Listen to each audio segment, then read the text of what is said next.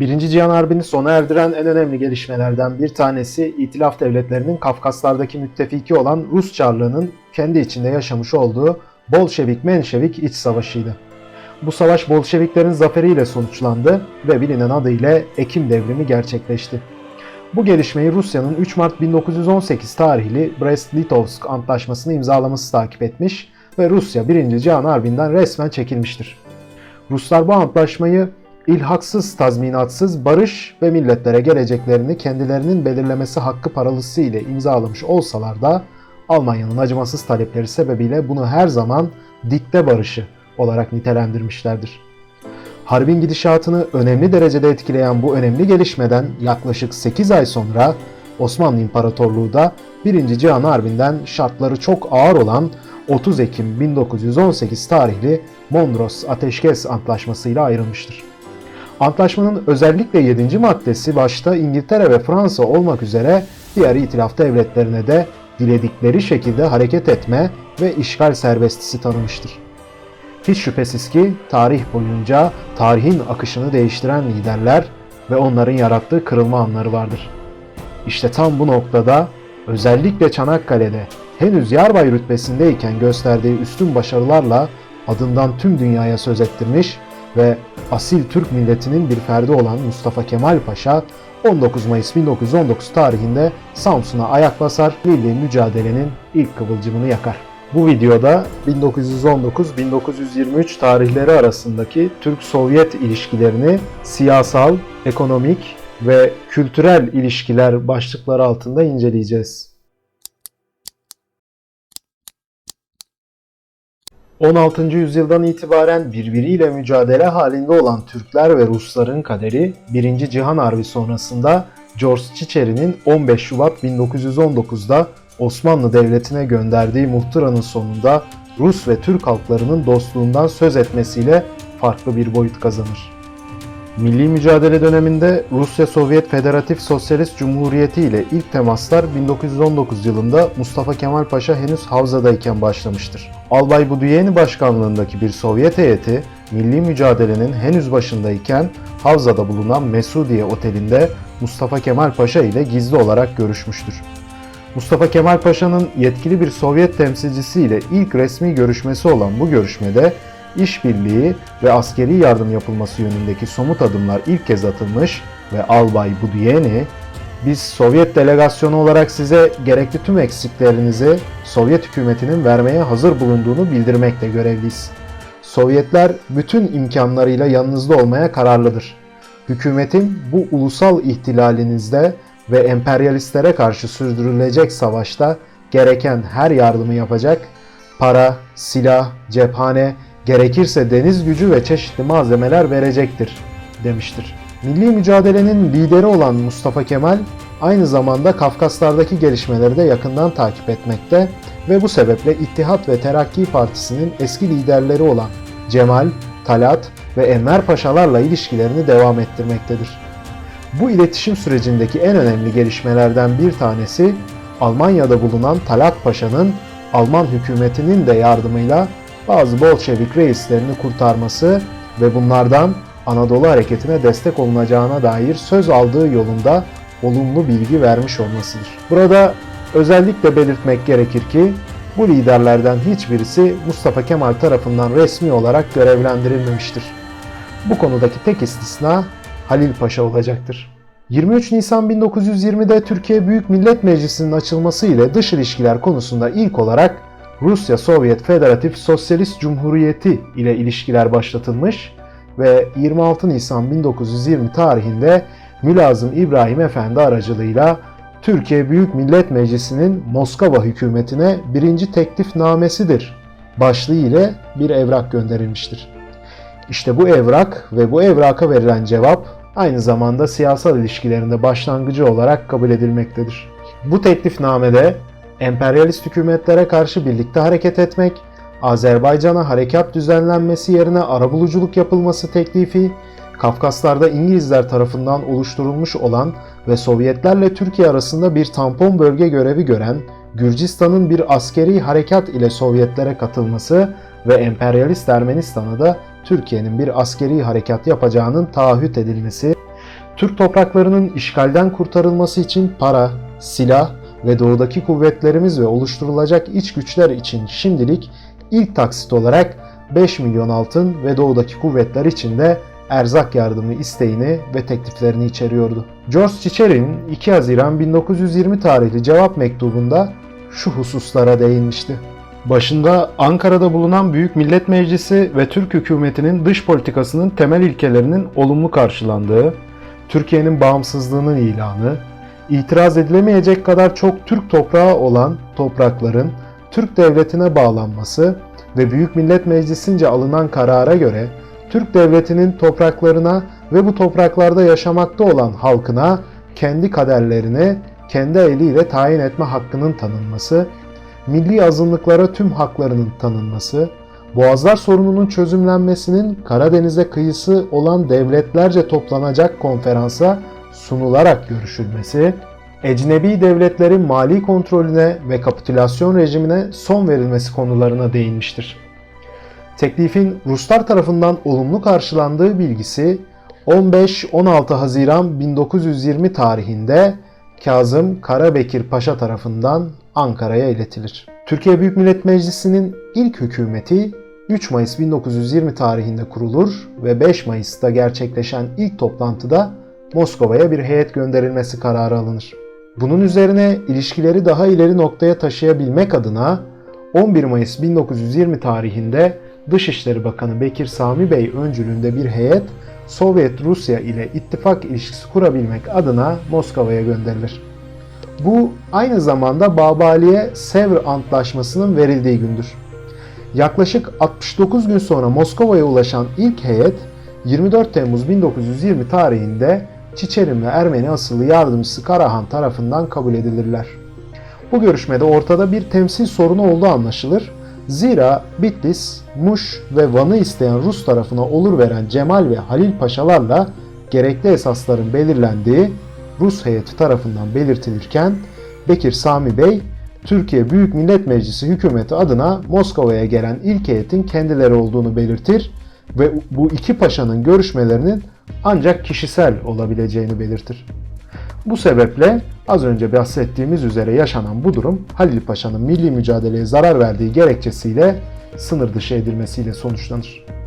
Karahan ile yapılan görüşmede Ermenistan yüzünden kapalı olan doğrudan bağlantı yolunun açılması talep edilir.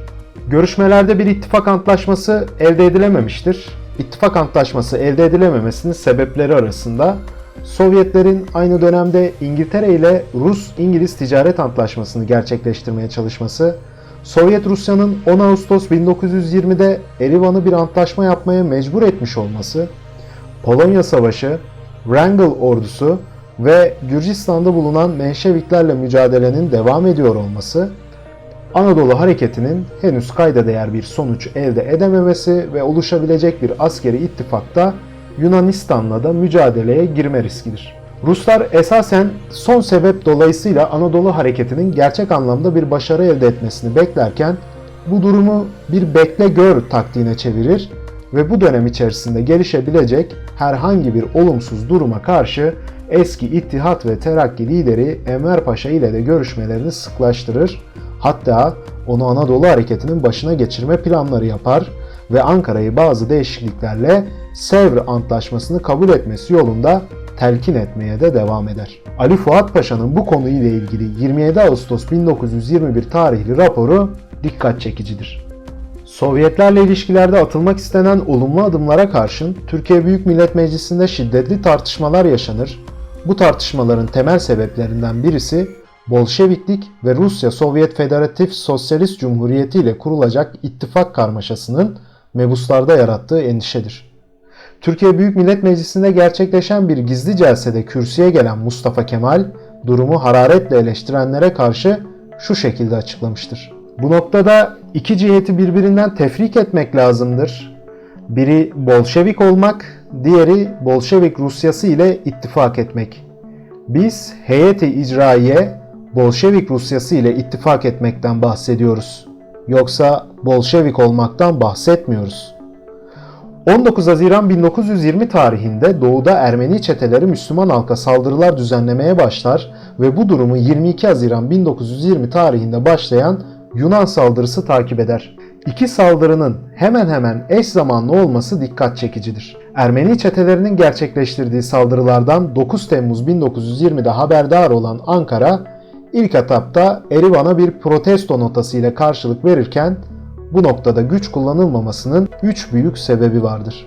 Bunlardan ilki, iki cephede savaş verilir ve kaybedilirse milli mücadelenin tamamen sona ermesi riski, Ermenistan'ı destekleyen İngiltere'nin duruma müdahil olması riski ve 10 Ağustos 1920'de Erivan ile anlaşma imzalayan Bolşeviklerle ters düşülmesi riskidir. Yunanistan'ın gerçekleştirdiği yaz saldırıları Eylül ayına kadar başarıyla atlatılırken 14 Ağustos 1920'de Lenin tarafından kabul edilen Bekir Sami Bey başkanlığındaki Türk hükümeti 24 Ağustos 1920'de Rusya Sovyet Federatif Sosyalist Cumhuriyeti ile dostluk antlaşması parafe eder, fakat 27 Ağustos'u 28 Ağustos'a bağlayan gece Çiçerin başkanlığındaki heyet Van, Bitlis ve Muş'un Ermenistan'a verilmesini isteyince görüşmeler tekrardan kesintiye uğrar.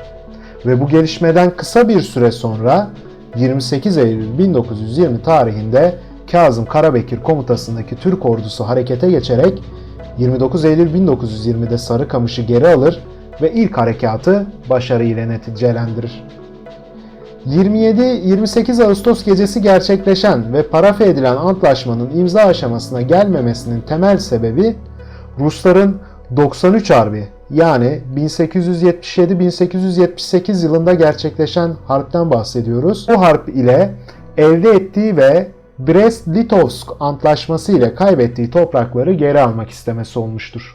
21 Ekim 1920'de çoğunluğu Kuvayi Milliye destekçilerinden oluşan Tevfik Paşa kabinesinin İstanbul'da iktidara gelmesi ve bu hükümet aracılığı ile Ankara ile temas arayışlarında olan İngiltere'nin Kafkaslara müdahale etmeyeceği düşüncesiyle 27 Ekim 1920'de harekatın ikinci kısmına başlanır ve 30 Ekim 1920'de Kars, 7 Kasım 1920'de ise Gümrü ele geçirilir. Bunun üzerine Taşnak yetkililer ateşkes çağrısında bulunurlar ve 26 Kasım 1920'de başlayan barış görüşmeleri 2 Aralık 1920 tarihinde Gümrü ya da diğer bir adıyla Aleksandropol Antlaşması'nın imzalanması ile neticelenir.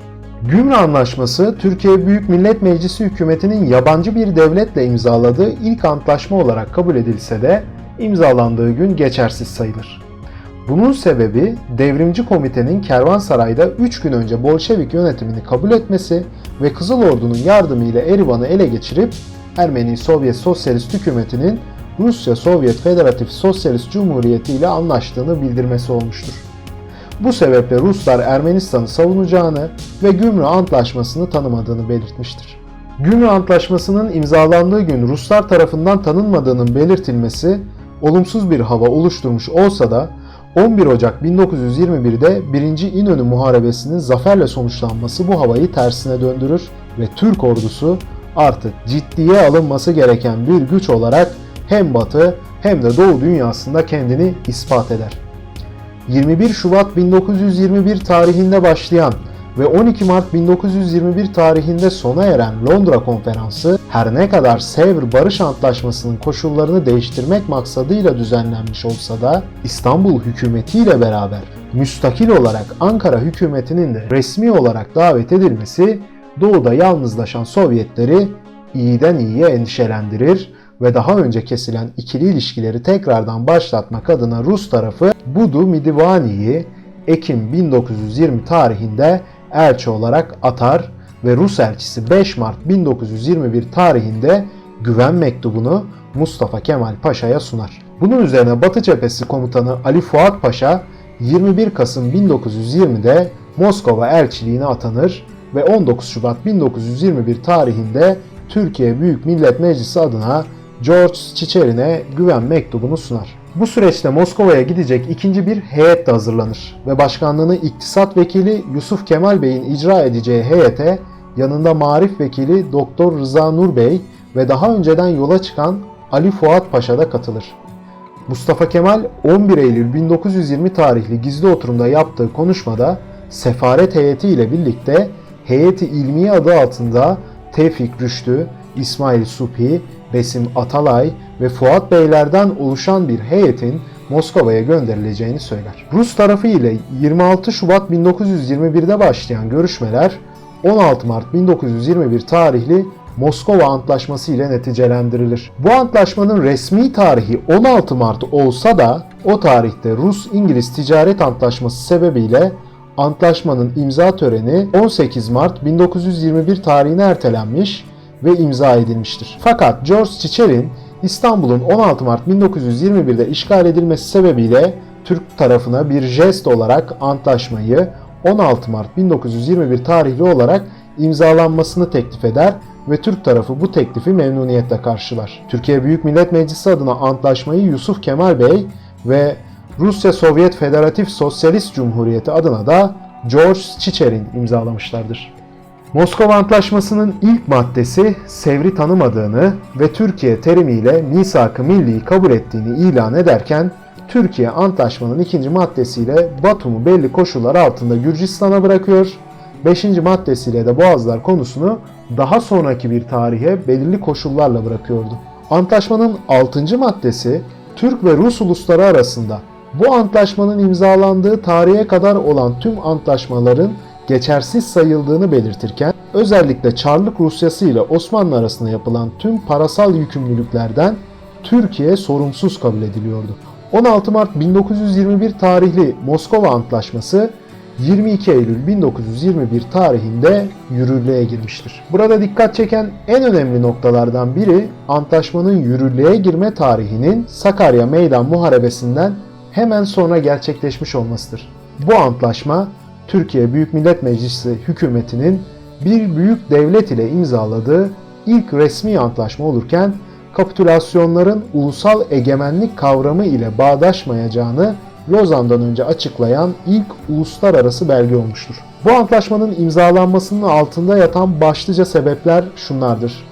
Ermenistan ordusunun yenilgiye uğraması, 1. İnönü Muharebesi'nde elde edilen zafer, 21 Şubat 1921 tarihli başlayan Londra Konferansı'na Ankara hükümetinin resmi olarak davet edilmesi, İngiliz-Rus ticaret antlaşmasının imzalanması, Kilikya'da elde edilen başarılar, Fransızların Türk ulusal hareketine olumlu yaklaşması olmuştur. Yusuf Hikmet Bayur'un Sovyet elçisi Midyevani ile görüşmesinde kendisine 27-28 Ağustos gecesi talep edilen toprakların ilişkilerde onarılamaz bir yaraya sebebiyet verebileceğini hatırlatması üzerine Rus elçisi bunun propaganda amaçlı olduğunu belirtir. Yusuf Hikmet Bayur bu görüşmeyi Mustafa Kemal'e ilettiğinde ise şu cevabı alır. Eğer bu yerleri verseydik oralar Ermenistan'la birlikte Rusya'nın olacaktı.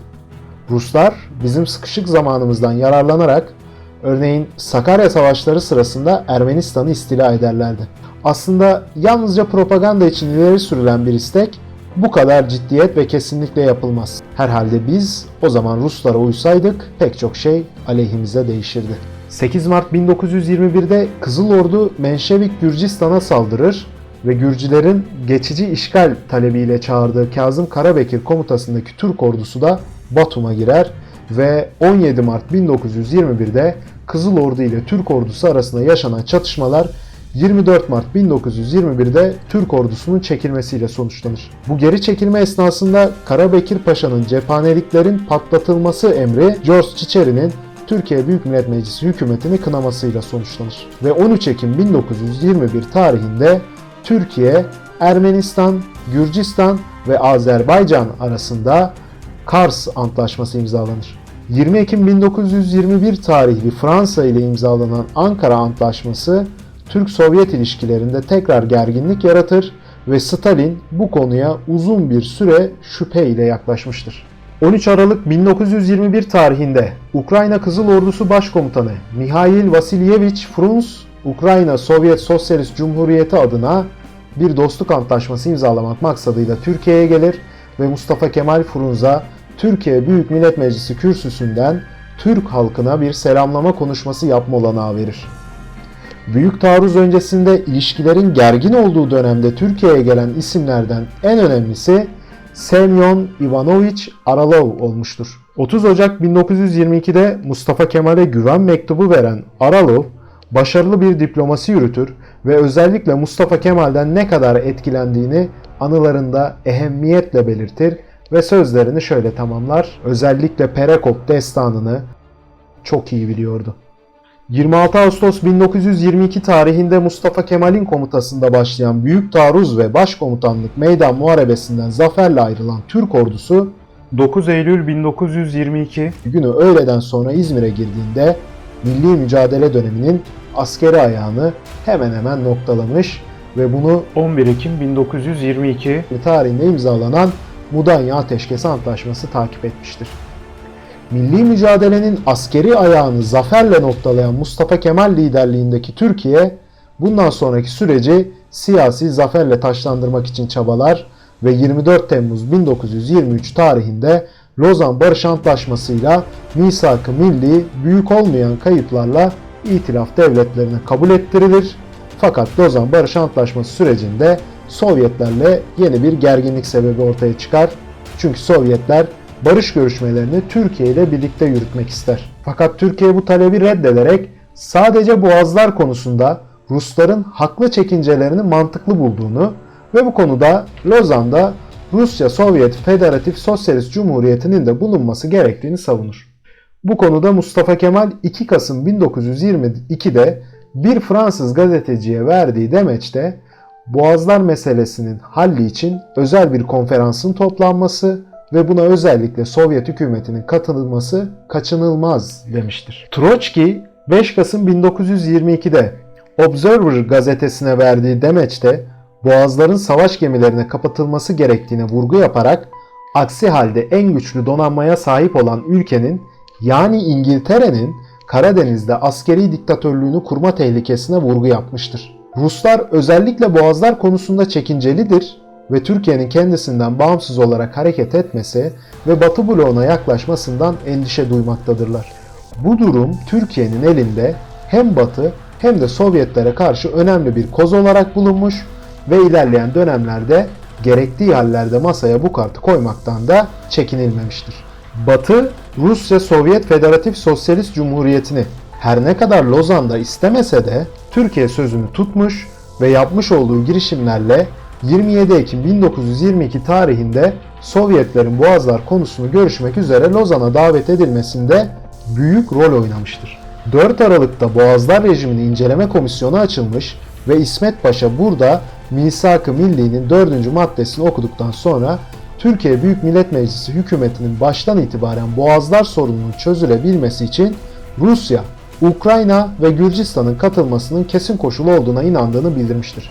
İsmet Paşa'dan hemen sonra Çiçerin söz alır ve Boğazların Türkiye dışındaki tüm devletlerin hava ve deniz kuvvetleri araçlarına kapalı olması gerektiğini belirtirken bunun hem Türkiye hem de Karadeniz'de kıyısı bulunan civar ülkeler için önemli olduğunu ve Çarlık Rusyası'nın daha önceden yaptığı İstanbul üzerinde hak iddia eden antlaşmaları tanımadığını ilan ederken bu konuda tavize yer vermeyeceğini ve her türlü tedbiri almaktan geri kalmayacağını açıkça dile getirir. Bu durum bir noktada görüşmeler esnasında Türkiye'nin de batılı devletler karşısında elini güçlendirmiş, Rusların bu çıkışı Batı'yı Türkiye ve onun isteklerine yanaşmaya mecbur bırakmış ve 14 Temmuz 1923'te Boğazlar Rejimi Sözleşmesi imzalanmıştır. Fakat bu durum gemi geçişleri için oluşturulacak komisyona Türkiye'nin başkanlık edecek olması sebebiyle Rusları memnun eden bir sonuç olmamıştır.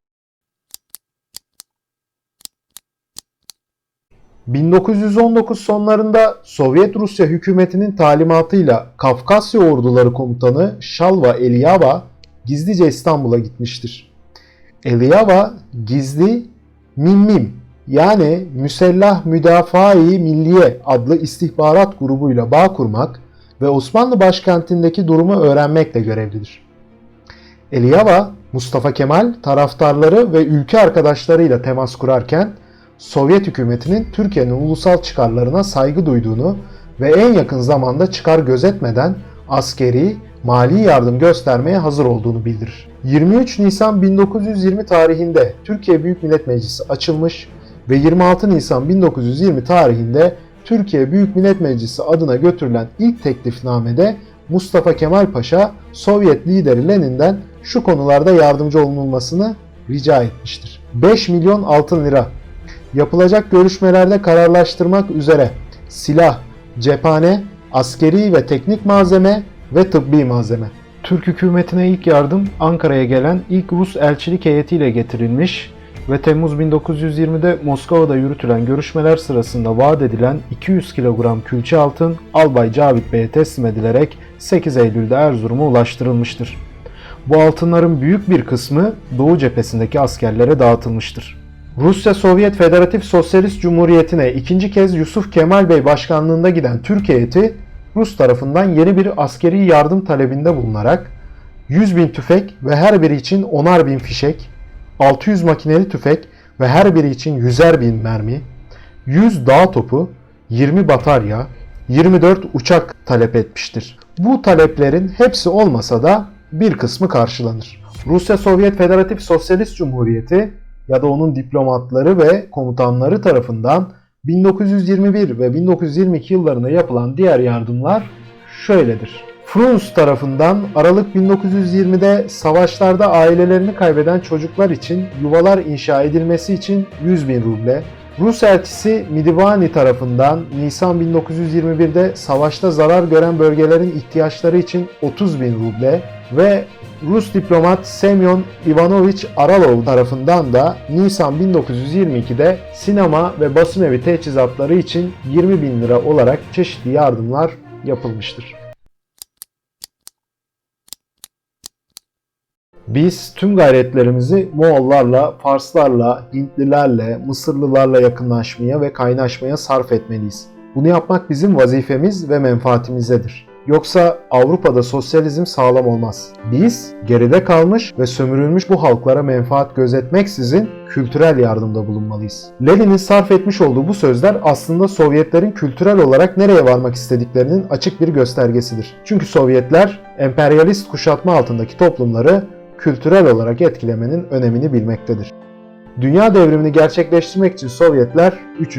Enternasyoneli kullanmıştır. Ekim devrimi sonrası Sovyetlerin genel yaklaşımı komünist düşünceyi kültürel olarak diğer halklara bir kurtuluş ve mutluluğa ulaşma aygıtı olarak sunmak olmuştur. Semyon Ivanovich Aralov'un anılarından öğreniyoruz ki kendisi Ankara'ya gelmeden önce Sovyet lideri Lenin'in kendisiyle yaptığı görüşmede Mustafa Kemal Paşa tabii ki sosyalist değildir ama görülüyor ki iyi bir örgütçü, yetenekli bir komutan, Burjuva ulusal devrimini yürütüyor, ilerici bir insan, akıllı bir devlet adamı. Bizim sosyalist devrimimizin önemini anlamış olup Sovyet Rusya'ya karşı olumlu davranıyor. O, istilacılara karşı bir kurtuluş savaşı yapıyor. Emperyalistlerin gururunu kıracağına, padişahı da yardakçılarıyla beraber silip süpüreceğine inanıyorum. Halkın ona inandığını söylüyorlar. Ona yardım etmek gerekiyor. İşte sizin işiniz budur. Türk hükümetine, Türk halkına saygı gösteriniz. Büyüklük taslamayınız. Onların işlerine karışmayınız. İngiltere onların üzerine Yunanistan'ı saldırttı. İngiltere ile Amerika bizim üzerimize de sürüyle memleket saldırttı. Sizi ciddi işler bekliyor. Yoldaş Frunz bugünlerde Ukrayna Cumhuriyeti adına Ankara'ya gidecektir. Herhalde onunla Türkiye'de karşılaşacaksınızdır. Aralov'un anılarında anlattığı üzere Rusya Sovyet Federatif Sosyalist Cumhuriyeti lideri Lenin, Mustafa Kemal Paşa'nın komünizm yanlısı olmadığının farkındadır.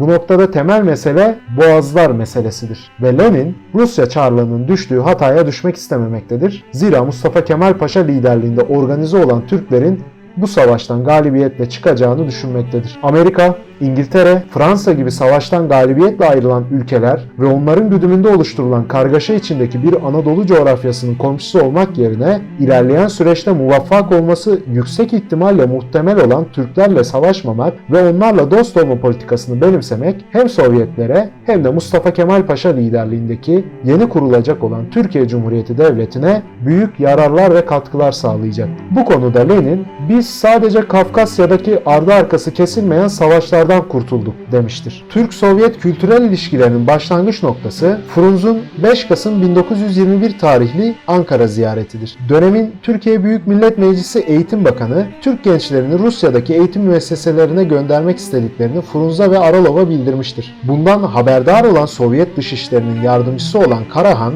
Rus üniversitelerinde Türk öğrenciler için 100 kontenjan ayırdığını ve bu sayının zamanla artırılacağını Türkiye Büyükelçisi Ali Fuat'a bildirerek Türk gençlerinin ne gibi yüksek eğitim müesseselerinde okumak istediğini sormuştur. Bu gelişmeler dışında 1919-1923 arası dönemde Türk-Sovyet ilişkilerinde önemli bir kültürel gelişme yaşanmamış ya da şimdilik tarihçilerin araştırmalarını beklemekte olup 1925'ten önceki Türk-Sovyet ilişkileri her iki ülke tarihçileri tarafından tasnife alınmamıştır.